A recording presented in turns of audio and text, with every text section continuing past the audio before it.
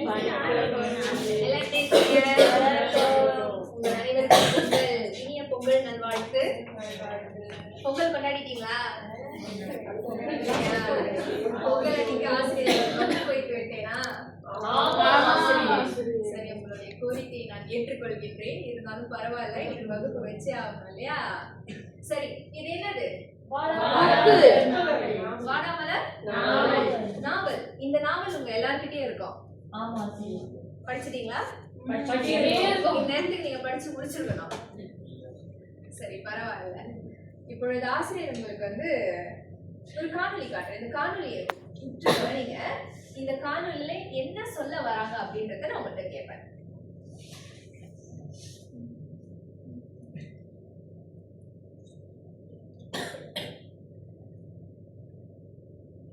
பாத்தீங்களா?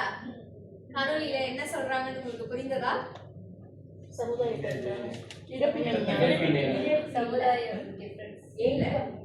நல்லா உற்று கவனித்து நிறைய மக்களை நீங்க பாத்திருப்பீங்க. நிறைய மக்கள் எதை குறிக்கிறது? இல்லை, சமுதாயம் சமுதாய பின்னணி சரியான பதில். இறைவனுக்கு வாழ்த்துக்கள். சரி, சமுதாய பின்னணி அப்படின்றத மையப்படுத்தி இன்னொரு காணொலி.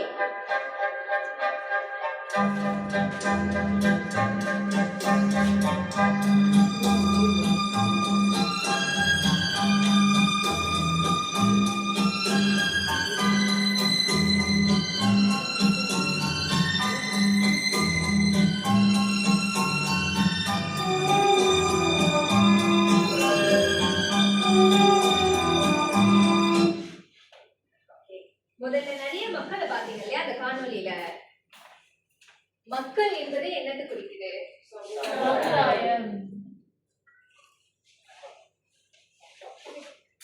ஓகே, சரி, சமுதாயம் என்பது சரியான பதில். சமுதாய பின்னணி நீங்க கரெக்டா உங்ககிட்ட சொல்லிட்டீங்க. அதனால் அனைவருக்கும் வாழ்த்துக்கள். இப்பொழுது சமுதாய பின்னணி. இந்த சமுதாய பின்னணி அப்படின்றதே நம்ம இரண்டு வகையாக பிரிக்கலாம். ஒன்னாவது பாத்தீங்கன்னா பொருளியல் அடிப்படை, இரண்டாவது சமூகவியல் அடிப்படை. இப்ப நம்ம பார்க்க போறது சமுதாய பின்னணி. நீங்க பெரும்பாலும் கட்டுரையில எழுதும் பொழுது கட்டுரையில நீங்க எப்படி எழுதுவீங்க?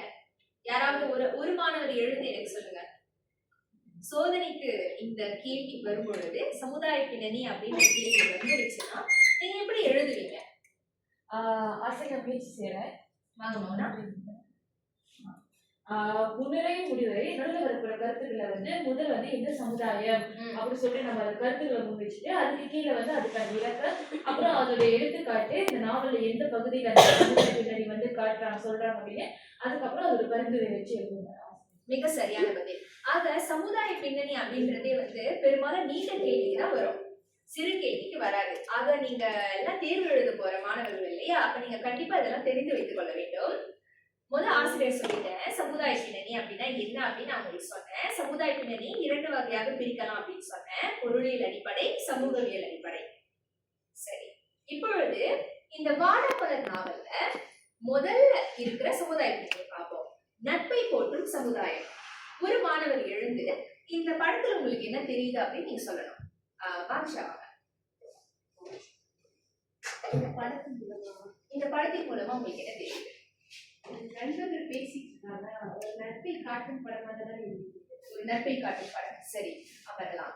இப்பொழுது அந்த படத்திற்கு தொடர்பாக ஒரு காணொலியை பார்ப்போம்.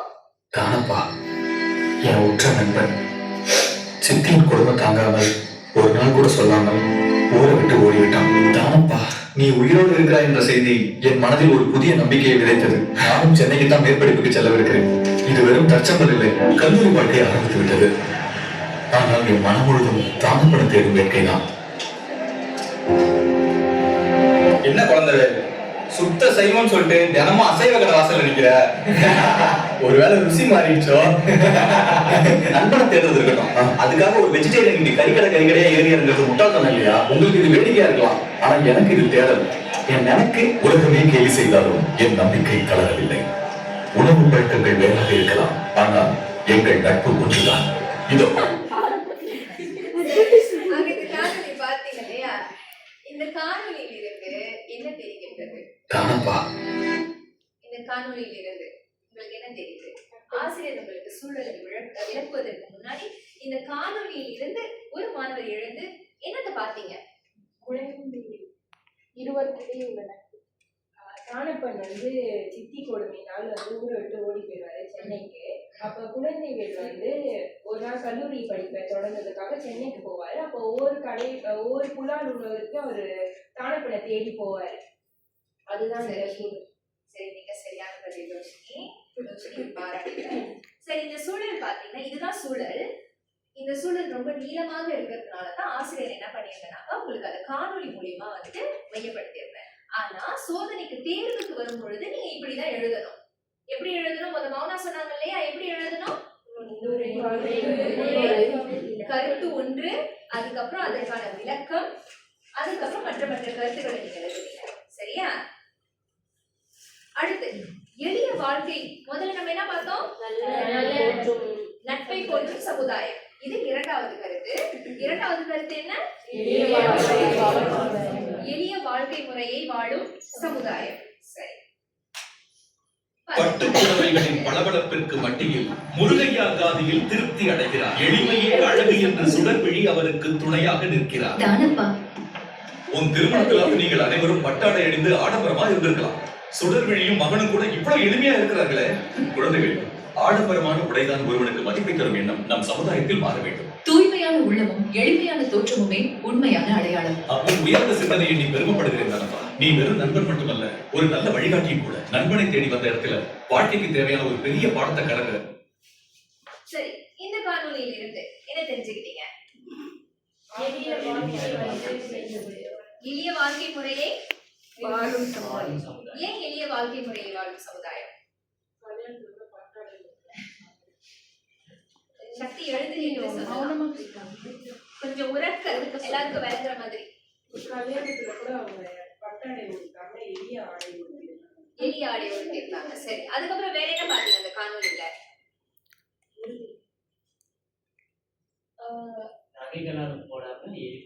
ரொம்ப எளிமையான ஒரு வாழ்க்கை முறைய வாழ்றாங்க.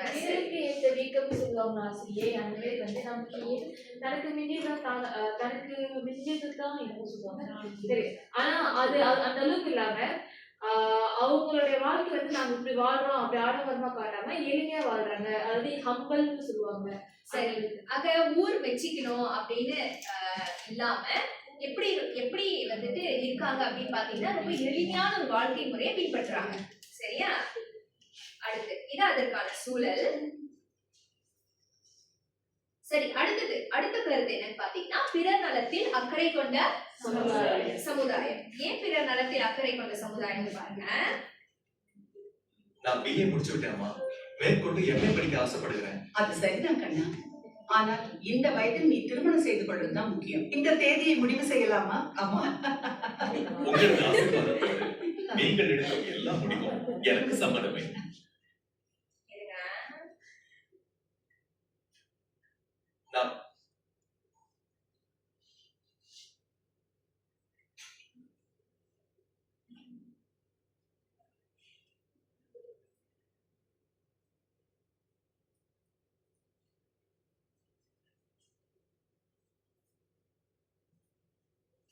சரி, முதல்ல ஆசிரியர் என்ன சொல்லியிருந்தேன்? பிறர் நலத்தில் அக்கறை கொண்ட சமுதாயம். ஓகே, பிறர் நலத்தில் அக்கறை கொண்ட சமுதாயம்னா ஏன் அப்படின்னாக்கா இத பாருங்க, குழந்தைகளுடைய பெற்றோரை நம்ம குறிப்பிடலாம். அதாவது சித்தியுடைய கொடுமையால் தானப்பனும் சுடர்விழியும் பல துன்பங்களை அடைகிறாங்க. அதுல அடி வாங்குதல், புண்படுத்தும் வகையில் விட்டு பெறுதல், வேலைக்காரர்களை போல அவங்க வீட்டு வேலை செய்ய சொல்றது, அந்த மாதிரி சித்தியோடைய ரொம்ப ஆக்ரோஷமான செயல்கள் அந்த சிறு குழந்தைகளால தாங்கிக் கொள்ள முடியல. அது மட்டும் இல்லாம அவங்க என்ன பண்றாங்கன்னா அந்த சிறு குழந்தைகள் பட்டினி போடுறாங்க. அவங்களுக்கு உணவு கொடுக்காம என்ன பண்றாங்க? அப்ப அந்த பிள்ளைங்களுக்கு எப்படி இருக்கும்? ரொம்ப கஷ்டப்படுவாங்க இல்லையா? அந்த கஷ்டத்தை பார்க்க முடியாத யாருன்னு பாத்தீங்கன்னா தாயில்லா இக்குழந்தையின் அவல நிலையை கண்ட மீனாட்சி அம்மாள் மனம் இறங்கி அவங்களுக்கு அவ்வப்போது உணவு கொடுக்குறாங்க. சரியா? அவங்களுடைய பசியை போக்குவதற்கு என்ன பண்றாங்க? இது வந்துட்டு கருத்து. கருத்து என்பது வந்துட்டு நீங்க பாத்தீங்கன்னா பிறர் நலத்தில் அக்கறை கொண்ட சமுதாயம். இது அதோடைய விளக்கம். இப்ப அதற்கான எடுத்துக்காட்டு பார்ப்போம். எடுத்துக்காட்டு என்னன்னு பாத்தீங்கன்னாக்கா, ஒரு நாள் வந்து ஜெசிகா எழுந்து நின்று அதை வாசிங்க. ஒரு சமயம் இருந்து அந்த எடுத்துக்காட்டு மட்டும். ஒரு சமயம் பள்ளி செல்லும் வேளையில் பசி மயக்கத்தால் தானப்பன் மயங்கி விழுந்த போது குழந்தை வேல் அவனை தன் வீட்டிற்கு அழைத்து வருகிறான். அவன் நிலை கண்டு மனம் உருகிய மீனாட்சி அம்மா அவனுக்கு வீட்டில் இருந்து இட்லியும் காப்பியும் கொடுத்து சாப்பிட வைக்கிறார். குழந்தை வேலின் தந்தையும் அவனிடம் ஆதரவாக பேசி வீட்டிற்கு அனுப்பி வைக்கிறார். அடுத்து பாத்தீங்கன்னா பெற்றோரை மதித்து போற்றும் சமுதாயம். இப்ப பாருங்க, பெற்றோரை மதித்து போற்றும் சமுதாயம் என்னன்னு பார்ப்போம். நான் பிஏ முடிச்சு விட்டேன்மா, மேற்கொண்டு எம்ஏ படிக்க ஆசைப்படுகிறேன். அது சரிதான் கண்ணா. ஆனால் இந்த வயதில் நீ திருமணம் செய்து கொள்வதுதான் முக்கியம். இந்த தேதியை முடிவு செய்யலாமா அம்மா? உங்களது ஆசீர்வாதத்தோடு நீங்கள் எடுக்கும் எல்லா முடிவும் எனக்கு சம்மதமே. பெற்றோரின் விருப்பப்படி அனைத்து திருமண ஏற்பாடுகளையும் எதிர்ப்பின்றி செய்கிறார் குழந்தைவேலு. மேலும் தந்தை ஒதுக்கிய சிமெண்ட் தொழிலையும் சுய தொழில் செய்ய வேண்டும் என்ற அவரின் அறிவு. சரி, இப்ப இந்த கருத்து என்னது? பெற்றோரை மதித்து போற்றும் சமுதாயம். இந்த காணொலியில இருந்து என்ன தெரிஞ்சுக்கிட்டீங்க? குழந்தை அவங்க பெற்றவங்களோட பேச்சு கேட்டு கல்யாணம் பண்ணிக்கிறாரு. அப்புறம் வேலைக்கு போறாரு. அவர் வந்து பிஏ தேர்வு முடிச்சுட்டாரு. பிஏ தேர்வு முடிச்ச பிறகு மேலும் படிக்கணும் அப்படின்னு ஆசைப்பட்டாரு. ஆனா அவங்க வீட்டுல என்ன சொல்றாங்க? கல்யாணம் பண்ணிக்கணும் அப்படின்னு சொல்றாங்க. அவருடைய தாயாருடைய பேச்சை தட்டாம அவர் என்ன பண்றாரு? திருமணம் செய்துக்கிறாரு. திருமணம் செஞ்ச பிறகு என்ன பண்றாரு? அம்மாவுடைய சிமெண்ட் தொழிலையும் வந்துட்டு கவனித்துக் கொள்கிறார். சரி, இப்ப SPM ஓட மாதிரி கேள்விகளை பார்ப்போம். SPMக்கு நீங்க கேள்விகள் எப்படி வரும் அப்படின்னு பாத்தீங்கன்னாக்கா, இங்க பாத்தீங்களா, வாடாமலர் நாவலின் சமுதாய பின்னணி ஒன்றினை எழுதுக. அதாவது ஒன்றை மட்டும் நீங்க எடுத்து அதற்கான உதாரணங்களை நீங்க கொடுக்கணும். ஆசிரியர் நிறைய கருத்துக்கள் உங்களுக்கு கொடுத்திருந்தேன். எத்தனை கருத்து கொடுத்திருந்தேன்? 4 கருத்துக்கள் கொடுத்திருந்தேன். ஆனா நீங்க எத்தனை கேட்கறாங்க? ஒண்ணுதான் கேட்கறாங்க. அப்ப நீங்க என்ன பண்ணணும்? ஒரு கருத்து எடுத்து அதற்கான விளக்கங்களை கொடுக்கணும். சரியா? அடுத்து பாத்தீங்கன்னா இதுவும் மாதிரி தான். வாடாமலர் நாவலில் காணப்படும் சமுதாய பின்னணியை விளக்கி எழுதுக. இது வந்து அவங்க ரொம்ப ஸ்பெசிபிக்கா கேட்கறாங்க. இந்த மாதிரி கேட்கிறப்ப நீங்க வந்துட்டு பொதுவா கேட்கிறப்ப 3-4 கருத்துக்கள் கூட எழுதலாம். இது அதனுடைய எழுதும் முறை. முன்னுரை, கருத்து 1, கருத்து 2, கருத்து 3, முடிவுரை. சரி, இப்பொழுது நம்ம மதிப்பீடு போகிறோம். மதிப்பீடு வந்து குழு 1 பானுஷா வரைக்கும் குழு 1, பானுஷாலிருந்து குழு 1, அதுக்கப்புறம் பிரியா வரைக்கும் பிரியங்கா வரைக்கும் குழு 2, குனிஷா வரைக்கும் குழு 3, குழு 4. சரியா? இப்பொழுது ஆசிரியர் உங்களுக்கு என்ன பண்ண போறேன் அப்படின்னாக்கா, உங்களுக்கு ஒரு பரிசு பெட்டி கொடுப்பேன். இது உங்களுக்கு இந்த பரிசு பெட்டியை திறந்து உங்களுக்கான சூழல், உங்களுக்கான கேள்வி அந்த பரிசு பெட்டியில இருக்கும். சரியா? நீங்க என்ன பண்ண போறீங்க அப்படின்னாக்கா,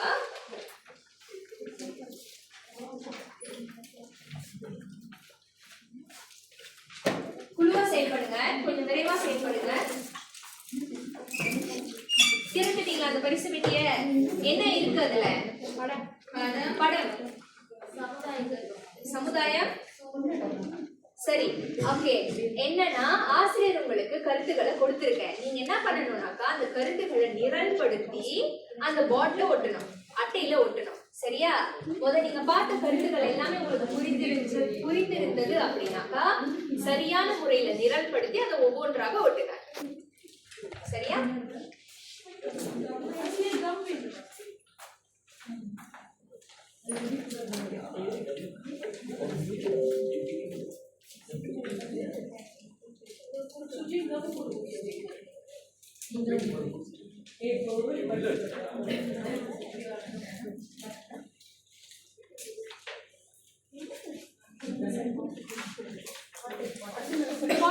இதுல இருக்குங்க முட்டக வடிவில்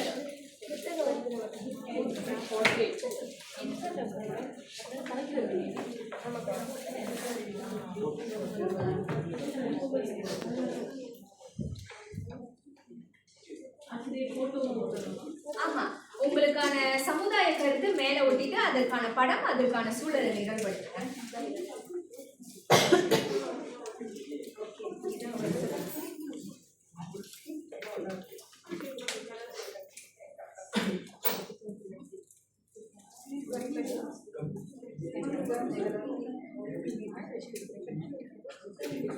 சரி, உங்களுக்கான நிலைப்படுத்திட்டீங்களா?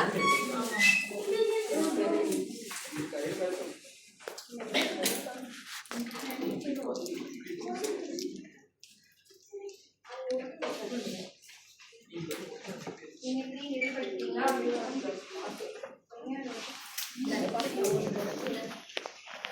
ஒவ்வொன்றா விட்டுறோம்.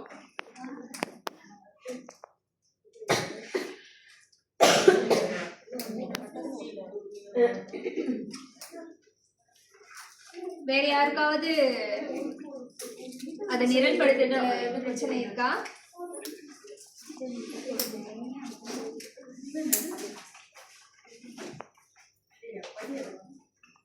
முடிச்சாச்சா? எந்த குழு முடிச்சிட்டீங்க? குழு 1 முடிச்சிட்டாங்க. குழு 2, குழு 3 முடிச்சாச்சு.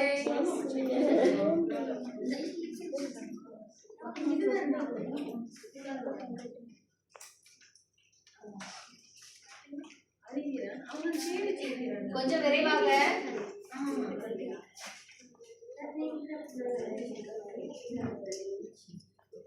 ஒரு நாள் சொல்லிட்டீங்களா?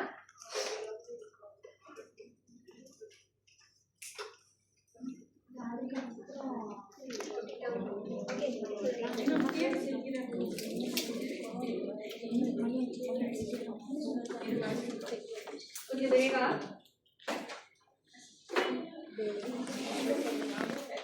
சரி, நேரமாயிற்று.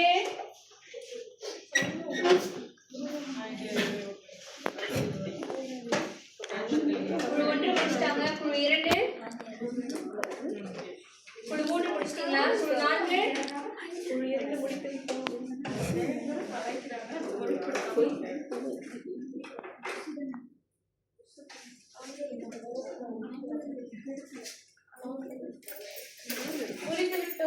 ஓகே. சரி, இப்பொழுது ஆசிரியர் உங்கள்கிட்ட இருந்து எல்லாத்தையும் வாங்கிடுவேன்.